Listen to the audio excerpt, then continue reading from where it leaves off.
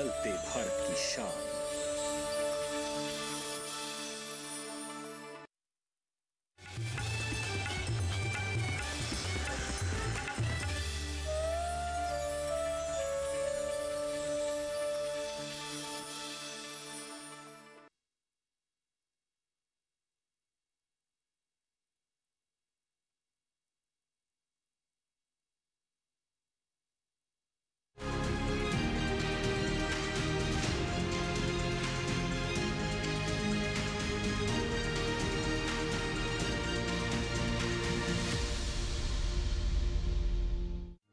पीढ़ी दर पीढ़ी हमारे किसान अलग अलग स्पीसीज की अलग अलग वैरायटी इनको सहेज कर रखते गए और उसको विकास करते रहे। किसान की विरासत, धरती के वनस्पति संसाधन, एक अधिकार जिसका दुनिया भर के देश करते हैं सम्मान।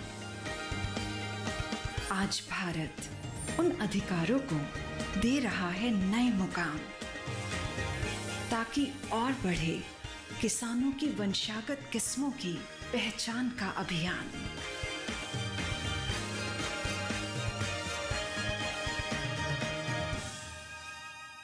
नमस्कार, स्वागत है आपका कृषि दर्शन में। मैं हूं अंशु सिंह। कृषि दर्शन आप किसान भाई बहनों के लिए एक ऐसा कार्यक्रम है जिसके जरिए हम आप तक पहुंचाते हैं कृषि जगत से संबंधित तमाम नई जानकारियां। हमारा प्रयास होता है कि जानकारियां किसानों तक पहुंचे ताकि इनका उचित इस्तेमाल कर वो अपनी आय में वृद्धि कर सके, साथ ही देश के विकास में भी महत्वपूर्ण भूमिका निभा सकें। हमेशा की तरह कार्यक्रम में सबसे पहले हम बात करेंगे विज्ञान और किसान की, उसके बाद नजर डालेंगे कृषि स्टार्टअप पर और अंत में देखेंगे फार्मिंग इंडिया। तो चलिए शुरुआत करते हैं आज के कृषि दर्शन की। कृषि दर्शन में सबसे पहले आपको लेकर चलते हैं कृषि मंत्रालय में डीडी किसान के स्टूडियो, जहां पर कृषि मंत्रालय में फसल विभाग के उपायुक्त डॉक्टर सुधीर सिंह भदौरिया हमें जानकारी दे रहे हैं सरसों फसल के बारे में। जैसा कि आप जानते हैं कि इस वक्त खेतों में सरसों की फसल लहलहा रही है, लेकिन साथ ही माहू का प्रकोप भी बना हुआ है। ऐसे में कौन सी विशेष बातें हैं जिसका ध्यान रखें किसान, आइए जानते हैं।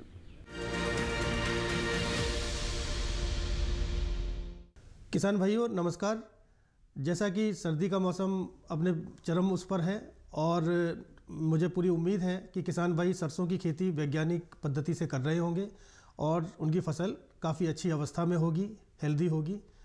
परंतु किसान भाई इस टाइम यह ध्यान रखें कि जो हमारा सरसों उत्पादन वाला क्षेत्र है, जो कि मुख्यतः राजस्थान, उत्तर प्रदेश और मध्य प्रदेश में आता है। राजस्थान का जो धौलपुर, भरतपुर, अलवर वाला भाग है, उत्तर प्रदेश का आगरा, अलीगढ़, एटा वाला पार्ट है और मध्य प्रदेश में भिंड, मुरैना, ग्वालियर जो क्षेत्र है, ये सरसों यहाँ काफ़ी अच्छी उत्पादन होता है। इसी क्षेत्र पर एक दूसरी बात भी आता है कि कोहरा भी बहुत अच्छी उसमें पड़ रहा है और सर्दी भी काफ़ी इसी क्षेत्र में पड़ रही है। तो यहाँ और इसके आसपास के क्षेत्रों में किसान यह ध्यान रखें कि इसी मौसम में माहू, जिसको कि चैंपा भी कुछ लोग जानते हैं, कई नामों से जाना जाता है और अंग्रेजी में इसको एफिड कहते हैं, इसका प्रकोप बहुत ज़्यादा तेज़ी से होता है। यह एक रस चूसने वाला कीट होता है जो कि नई टहनियों को के रस को चूस कर और फूल के भी रस को चूस कर नुकसान पहुंचाता है। इससे दूसरी दिक्कत क्या होती है कि यह एक चिपचिपा लसलसा सा पदार्थ छोड़ता है, जिससे कि प्रकाश संश्लेषण की क्रिया बाधित होती है और उत्पादन में कमी आती है फसल के। तो किसान भाई इसके नियंत्रण का विशेष ध्यान रखें।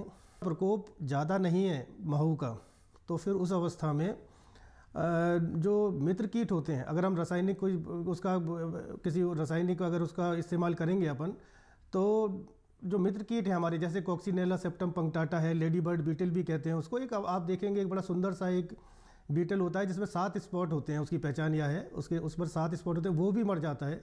जबकि प्राकृतिक रूप से ही वह भी माहू को खाता है और माहू पर निर्भर रहता है, तो माहू उससे भी कंट्रोल हो जाती है। ज़्यादा माहू होने पर ही किसान भाई कोई उपयोग करें।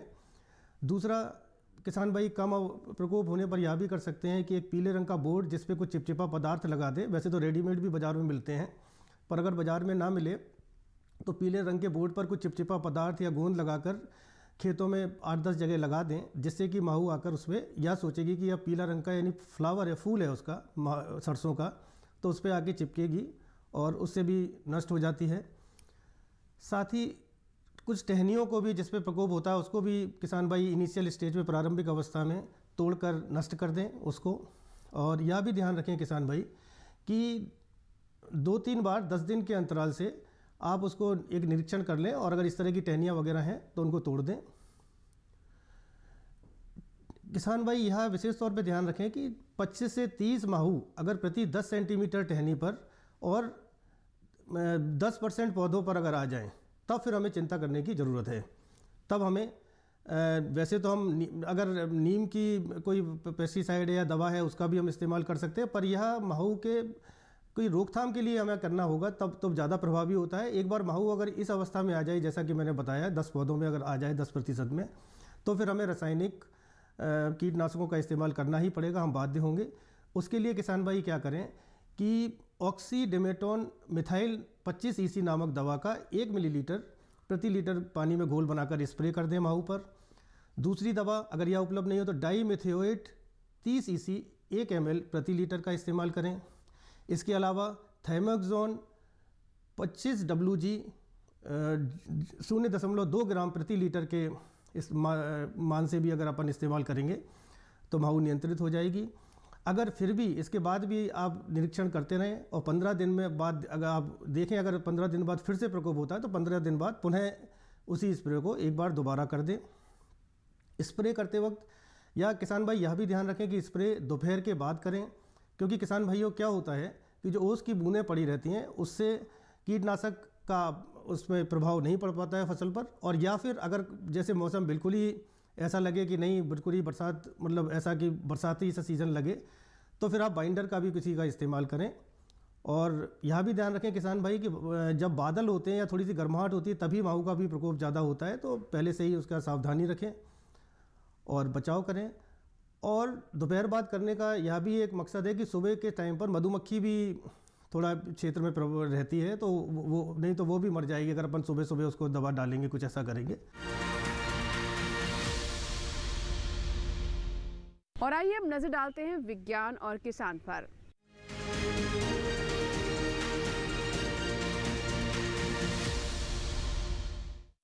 दिल्ली स्थित पूसा के नास कॉम्प्लेक्स में मत्स्य पालन और जलीय कृषि से संबंधित बीमा को लेकर एक राष्ट्रीय सम्मेलन का आयोजन किया गया।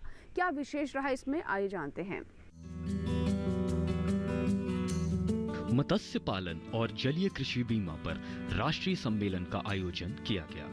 इस अवसर पर केंद्रीय मत्स्य पालन, पशुपालन एवं डेयरी मंत्री परषोत्तम रुपाला, केंद्रीय मत्स्य पालन विभाग के सचिव डॉक्टर अभिलक्ष लिखी, मंत्रालय के संयुक्त सचिव सागर मेहरा, नीतू कुमारी प्रसाद, मंत्रालय के वरिष्ठ अधिकारी एवं देश से आए विभिन्न राज्यों के मछली पालक उपस्थित थे। इस अवसर पर चिन्हित लाभार्थियों को 5 लाख रुपए के समूह दुर्घटना योजना GAIS के चेक भी वितरित किए गए। इस अवसर पर केंद्रीय मत्स्य पालन, पशुपालन एवं डेयरी मंत्री परषोत्तम रुपाला ने कहा, आज मत्स्य पालन विभाग के उपलक्ष्य में इंश्योरेंस को लेकर एक नेशनल कॉन्फ्रेंस का आयोजन किया गया था, जिसमें इस क्षेत्र में काम करने वाले इंश्योरेंस कंपनियां, बैंक्स, फिशरमैन और अन्य स्टेक होल्डर्स को बुलाए थे और उनके सामने वर्तमान में भारत सरकार की जो योजनाएं हैं उसकी समीक्षा की गई और उनके सुझाव भी लिए गए और आगे चलकर फिशरीज सेक्टर में इंश्योरेंस की क्या संभावनाएं हैं और क्या स्कोप है, इनके बारे में विवरण किया गया है और फिशरीज सेक्टर में इंश्योरेंस में क्या गैप्स हैं उनके बारे में भी जानकारी लेने का प्रयास किया गया और कुल मिला के एक नेशनल लेवल की गाइडलाइन बनाने का निर्णय भी लिया गया। इस अवसर पर केंद्रीय मत्स्य विभाग के सचिव अभिलक्ष लिखी ने कहा, ग्रुप एक्सीडेंट इंश्योरेंस की तो ये हमारी सबसे पुरानी स्कीम है सर, और इसमें प्रीमियम सरकार भरती है और ये बहुत सक्सेसफुली चली है। ब्लू रेवोल्यूशन और प्रधानमंत्री मत्स्य संपदा योजना में अगर हम आंकड़े देखें तो लगभग 3 करोड़ लोगों को इसका बेनिफिट मिला है और जो हमारा फाइनेंशियल आउटगो है वो लगभग 67 करोड़ है सर। तो ये हमारी सबसे सक्सेसफुल स्कीम है और दुख की घड़ी में मछुआरे भाइयों और बहनों के साथ इस स्कीम का पूरा साथ रहा है। दूसरा एक अहम मुद्दा सर जो इंश्योरेंस सेक्टर में है वो है क्रॉप इंश्योरेंस। तो हमने देखा यहाँ पे जो भी एक्सपर्ट्स और सारे हमारे ऑफिसर्स ने शेयर किया, लगभग 2000 हेक्टेयर के पायलट्स हमने चला रखे हैं सर। इसमें पीछे भी बहुत सारी समीक्षाएं हुई, मीटिंग्स हुई, और बहुत सारी इंश्योरेंस कंपनीज़ ने ये चीज़ें बताई कि एक तो लेगेसी डेटा, जैसा यहाँ बताया गया, हिस्टोरिकल डेटा, लेगेसी डेटा, उसकी एक कमी है जिसकी वजह से एक ट्रस्ट डेफिसिट फार्मर और कंपनीज़ के बीच में रहता है, या फार्मर्स या ऑर्गेनाइजेशंस और कंपनीज़ के, इंश्योरेंस कंपनीज़ के बीच में रहता है। उसके बारे में हमें कुछ समीक्षा करनी पड़ेगी, और रिस्क किस नेचर का है और कितना रिस्क कवर किया जा सकता है और कितना रिस्क ऐसा है जिसकी जानकारी पूरी, चाहे वो साइक्लोन हो, चाहे वो और किसी किस्म की आपदा हो, वहाँ पर भी इंश्योरेंस कंपनीज़ के बहुत शक शुबे हैं। तो क्रॉप इंश्योरेंस एक ऐसा मुद्दा है जिस पे अभी और काम करना ज़रूरी है। तीसरा सर एक अहम बिंदु है वेसल इंश्योरेंस, जिसकी आपने अभी फिल्म में भी पूरी डिपिक्शन देखी। वेसल इंश्योरेंस में सर हमारे सामने 2 ऐसे राज्य हैं जहाँ पे पॉलिसी ये बहुत अच्छी क्रियान्वयन की जा रही है, केरला और तमिलनाडु। लेकिन वहाँ पे 2 अच्छी चीज़ें हैं। एक तो कोशिश ये कि हमारा जो प्रीमियम है वो 1% या उससे कम रहे, वो एक होना बहुत ज़रूरी है। और दूसरा सर वहाँ पे कोई सर्वेयर आकर के सर्वे नहीं करता, स्वयं कम्युनिटी खुद मौके का निरीक्षण करके स्वयं सर्वे करती है सर। तो वो एक कारण है जिससे वो स्कीम वेसल इंश्योरेंस की केरला और तमिलनाडु में बाखूबी चल रही है। तो सर इन 3 मुद्दों पर जो ज़रूरत है इस वक्त ये है कि भारत सरकार के स्तर पर डिपार्टमेंट ऑफ फिशरीज़ में क्या देश भर के लिए हम चाहते हैं मार्केट में इंश्योरेंस के प्रोडक्ट्स विकसित हों, और इंश्योरेंस के जो प्रोडक्ट्स विकसित हों वेरियस इंश्योरेंस कंपनीज़ के द्वारा उन तक फार्मर्स पहुँचे। सरकार अपनी पूरी कोशिश कर रही है कि किसी ना किसी तरह से प्रीमियम को सब्सिडी के थ्रू हैंडल भी किया जाए, लेकिन ज़्यादा ज़रूरी ये है कि राष्ट्रीय स्तर पर हम इसके कोई स्टैंडर्ड ऑपरेटिंग प्रोसीजर या गाइडलाइंस पे वर्क करें।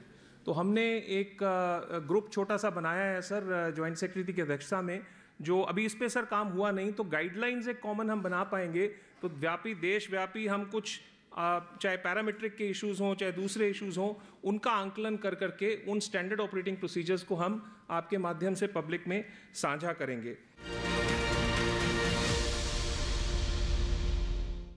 सरसों हमारे देश की मुख्य तिलहनी फसल है। हमारे किसान सर्दियों के मौसम में यानी रबी सीजन में सरसों की फसल बढ़ चढ़ कर लेते हैं, लेकिन साथ ही इस वक्त कई तरह की समस्याओं का भी अंदेशा बना रहता है। ऐसे में बहुत आवश्यक है कि हमारे किसान फसल की उचित देखभाल करें और वैज्ञानिक सलाह को ध्यान में रखते हुए कृषि कार्यों को आगे बढ़ाएं। आइए जानते हैं सरसों फसल के बारे में विस्तार से। सरसों के फसल में सिंचाई पानी की उपलब्धता के आधार पर कर सकते हैं। अगर एक सिंचाई की गुंजाइश है तो बुवाई के 50 से 60 दिन बाद पानी दें। 2 सिंचाइयों का इंतजाम होने पर पहली सिंचाई बोने के 40 से 50 दिन बाद और दूसरी 90 से 100 दिन बाद होगी। और अगर आप 3 सिंचाई कर सकते हैं तो हर सिंचाई 30 से 35 दिन के अंतराल पर करनी होगी। फसल को खरपतवारों से मुक्त रखने के लिए 20 से 25 दिन में एक बार निराई गुड़ाई जरूर कर लें। अनुसंधानों से पता चला है कि निराई के बाद सरसों की अच्छी बढ़वार होती है। जिन इलाकों में बादल घिरे हैं वहां इस समय माहू कीट लग सकता है। इससे बचाव के लिए 15 अक्टूबर तक बुवाई कर देनी चाहिए। लेकिन चूंकि अब फसल बोई जा चुकी है तो माहू को दवाओं से ही नष्ट किया जा सकता है। इसके अलावा सरसों में सफेद रतुआ भी लग सकता है। इसकी रोकथाम के लिए रिडोमिल MZ 72 WP का इस्तेमाल करें। प्रति लीटर पानी में 2 ग्राम दवा मिलानी है। झुलसा की समस्या आने पर 75% जिंक मैग्नीज कार्बोमेट की 2 किलो मात्रा को 60 लीटर पानी में घोलकर छिड़काव करें। जबकि पत्ती धब्बा की रोकथाम के लिए फफूंदी नाशक ब्लाइटॉक्स 50 की 500 से 600 ग्राम मात्रा को 200 लीटर पानी में घोलकर प्रति एकड़ के हिसाब से छिड़काव करें। छिड़काव 2 से 3 बार करना है और हर छिड़काव के बीच 10 से 15 दिन का फासला रखना है।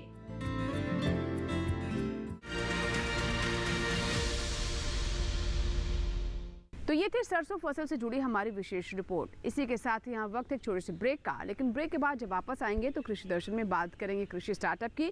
कहीं मत जाएगा, देखते रहें कृषि दर्शन।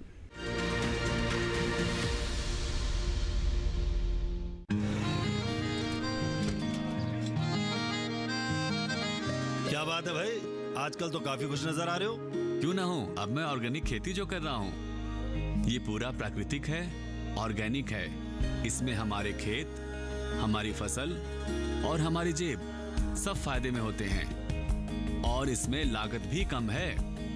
जी हाँ, आप भी ऑर्गेनिक खाद का प्रयोग करें, अपनी फसल और मिट्टी को तंदुरुस्त बनाएं और आपकी आमदनी में इजाफा करें। अधिक जानकारी के लिए किसान call centre toll free number 1800-180-1551 पर कॉल करें और लॉग ऑन करें kisan.gov.in और farmer.gov.in। कृषि और किसान कल्याण मंत्रालय द्वारा किसान हित में जारी।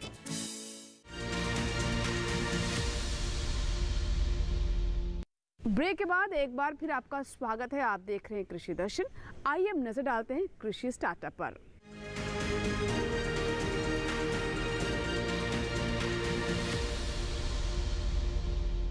एफपीओ यानी किसान उत्पादक संगठन, सरकार की तरफ से एफपीओ को लगातार बढ़ावा दिया जा रहा है क्योंकि इससे छोटे और मझोले किसानों को काफ़ी लाभ हो रहा है। तकनीक और अच्छे बीज, खाद तक उनकी पहुंच बन रही है। इसके साथ ही साथ कृषि स्टार्टअप के लिए भी काफ़ी स्कोप सामने आ रहा है। आइए जानते हैं कि कैसे एफपीओ से जुड़कर हमारे किसानों को लाभ हो रहा है। मिलेट हमारे लिए स्वास्थ्य के लिए बहुत स्वास्थ्यवर्धक है और हमारे लिए बहुत न्यूट्रिशियस होता है। इसीलिए हमारी खास पेशकश में माइक्रोग्रीन सीड किट है, जो आप सभी से हमारा रिक्वेस्ट रहेगा आप सभी ट्राई कीजिए। एनएससी राष्ट्रीय बीज निगम के बीज अब आपके लिए ऑनलाइन भी उपलब्ध हैं। आप ONDC माई स्टोर की वेबसाइट पर जाके हमारे सभी प्रकार के विभिन्न मिलेट्स के बीज, सब्जी के बीज, फल पौधों के बीज आप सभी हमारे वेबसाइट से ले सकते हैं।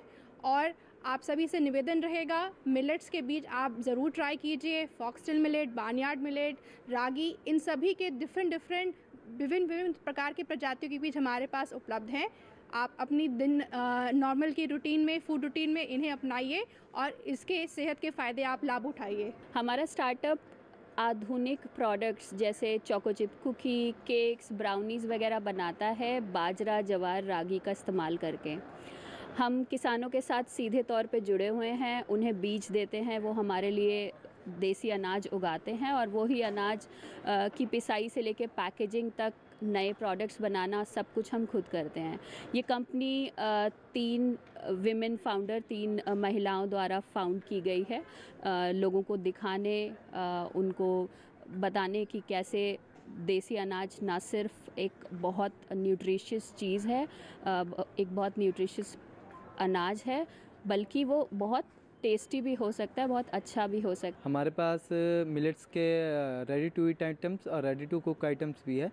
जैसे कि रेडी टू ईट आइटम्स में हमारे पास नमकीन्स है, कुकीज़ है, and ready to cook items में नूडल्स, पास्ताज हैं।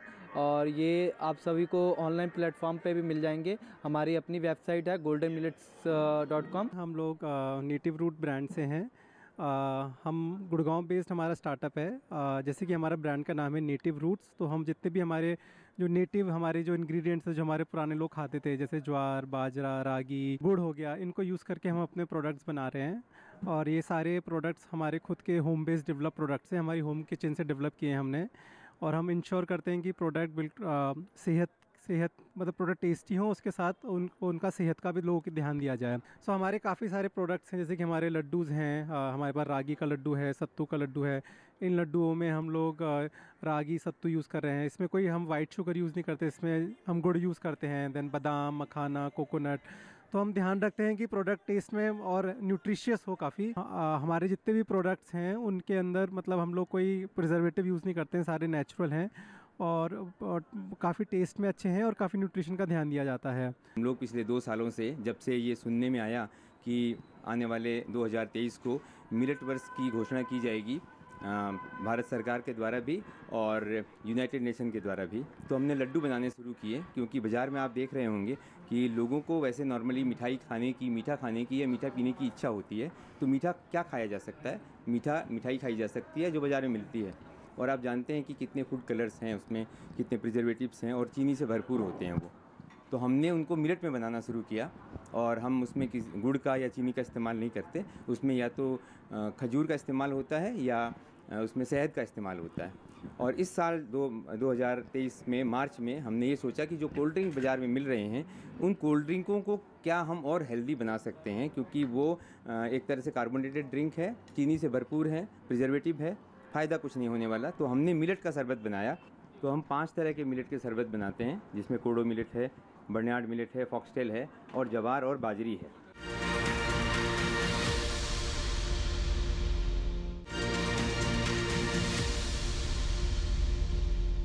तो अभी आपने जाना कि कैसे किसान एफपीओ से लाभ ले रहे हैं। इसी के साथ ही यहाँ वक्त एक छोटे से ब्रेक का। ब्रेक के बाद जब वापस आएंगे तो बात करेंगे फार्मिंग इंडिया की। कहीं मत जाइएगा, देखते रहे कृषि दर्शन।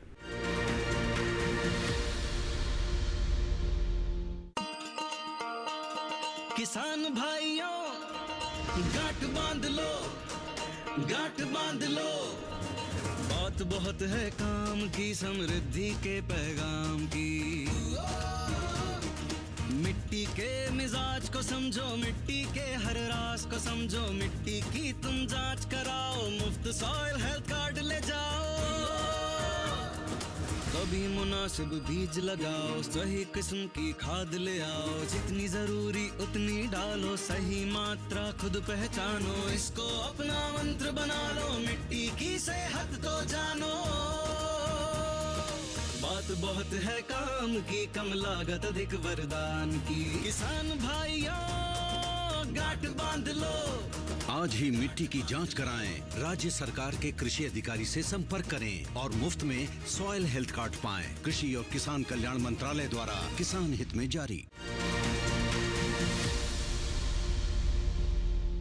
ब्रेक के बाद एक बार फिर आपका स्वागत है। आप देख रहे हैं कृषि दर्शन। आइए अब नजर डालते हैं फार्मिंग इंडिया पर, जिसमें हम आपको सरकार की उन योजनाओं के बारे में जानकारी देते हैं जो कि विशेष तौर पर हमारे किसानों के लिए हैं। तो आइए नजर डालते हैं आज की एक ऐसी ही योजना पर।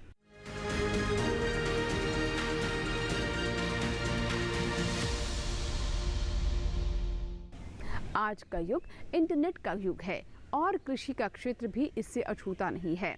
हमारी सरकार भी इसको भली भांति समझती है, इसीलिए ई-नैम के माध्यम से किसानों को तरह तरह की सहूलियत दी जा रही है। अब किसान घर बैठे ही अपने उपज को देश के किसी भी कोने पर अच्छे भाव पर बेच सकते हैं, वो भी सिर्फ एक क्लिक पर। आइए जानते हैं ई-नैम के बारे में और विस्तार से।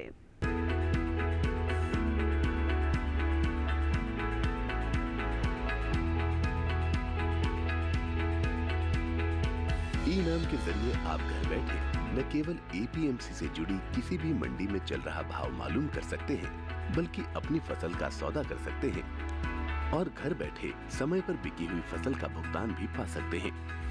ई-नैम दरअसल कोई समानांतर मार्केटिंग संरचना नहीं है, बल्कि ये मंडियों का ही राष्ट्रीय नेटवर्क बनाने का एक साधन है, जिसे ऑनलाइन एक्सेस किया जा सकता है।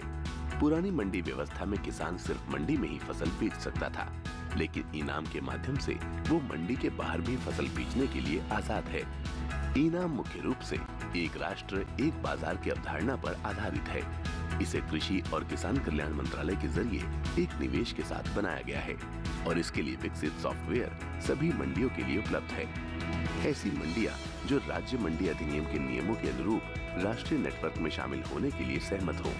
अगर किसी किसान को स्थानीय मंडी में बेहतर भाव नहीं मिल रहे हैं, तो वो दूसरी मंडी का रुख कर सकता है। यहाँ तक कि वो अपने राज्य के बाहर भी फसल बेच सकता है। शुरुआत में सिर्फ 21 मंडियों को ही इसमें शामिल किया गया था और सिर्फ चुनिंदा फसलों की ही बिक्री होती थी, लेकिन आज 18 राज्यों और 3 केंद्र शासित प्रदेशों की 1000 मंडियां इसमें शामिल हो चुकी हैं, जहां 175 फसलों को खरीदा और बेचा जा सकता है। 31 जनवरी तक के आंकड़े बताते हैं कि ई-नैम पर 1,72,70,000 किसान, 2,13,844 व्यापारी, 1,02,068 कमीशन एजेंट और 2,050 एफपीओ जुड़े हैं। किसानों के लिए ई-नैम पर मुख्य रूप से 4 फायदे हैं। पहला, इस पोर्टल पर कारोबार में पारदर्शिता दिखाई देती है और किसानों को बेहतर भाव की संभावना बढ़ती है। पारदर्शिता का मतलब ये हुआ कि किसानों के साथ धोखाधड़ी की संभावना कम हो जाती है। दूसरा फायदा ये है कि अन्नदाता की पहुंच ज्यादा मंडियों और व्यापारियों तक सीधे हो गई है। तीसरे, मंडियों में आवक और भाव की तुरंत जानकारी मिल जाती है। और चौथा, भुगतान बहुत जल्दी हो जाता है और पैसा सीधे किसान के खाते में जाता है। तो अगर आप भी सुविधा का फायदा उठाना चाहते हैं तो ई-नाम पर रजिस्ट्रेशन कराना होगा। रजिस्ट्रेशन की कोई फीस नहीं है।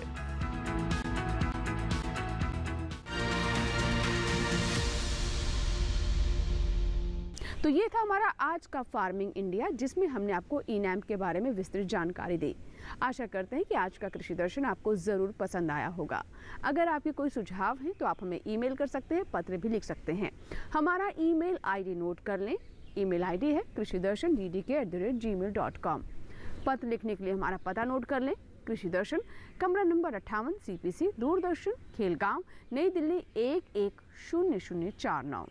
कृषि दर्शन आपका अपना कार्यक्रम है। आपके ईमेल्स और आपके पत्रों का हमें इंतजार रहता है। आपके सुझाव हमें कार्यक्रम को और बेहतर करने में मदद करते हैं।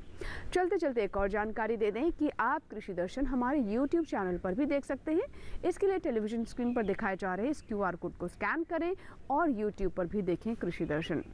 कृषि दर्शन के नए अंक में नई जानकारियों के साथ फिर होगी आपसे मुलाकात। तब तक आप बने रहें दूरदर्शन किसान के साथ। नमस्कार।